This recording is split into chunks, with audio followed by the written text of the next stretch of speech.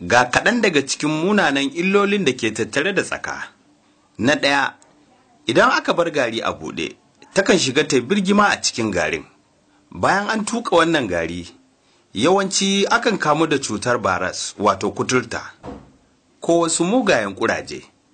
Na biyu, idan aka bar ruwan sha a buɗe, sai ta yi amai a cikin ruwan.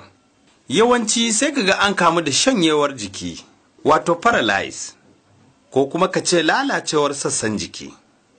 Na uku, idan mutum ya kwanta bacci bai yi addu'a ba, takan yi busa a cikin idon mutum. Sai kaga yawanci an samu lalacewar gani mai kyau ko a makance. Kwanan baya mun samu labarin wata mata da ta dafa shayi da tsaka a cikin butar shayin. A sanadiyar wannan tsaka da mijinta da 'ya'yanta duk suka bakunci lahira. Na biyar, idan tsaka ta riƙa tana iya haddasa gobara. Misalin ire-iren gobara da take faruwa a yanzu. Sau da dama tsaka ce amma ba mu sani ba.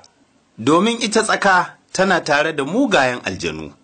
Dama fiyayyen halitta ya ce, ita ce ta yi busa a wutar da aka jefa annabi Ibrahim tsira da amincin Allah su tabbata a gare shi. Kaɗan kenan daga cikin illolin tsaka, saboda haka mu kula da wannan dabba tsaka, wadda take mu'amala a cikin gidajenmu.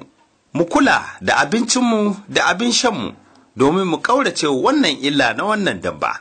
Da zaran an ganta a cikin gida, a yi ƙoƙarin kashe ta, kuma a ambaci sunan Allah domin tana tare da shaidanu. Tana iya cutar da mutane. A yi amfani da tsintsiya ko takalmi wajen kashe ta, ko kuma a sa mata maganin kashe ƙwari.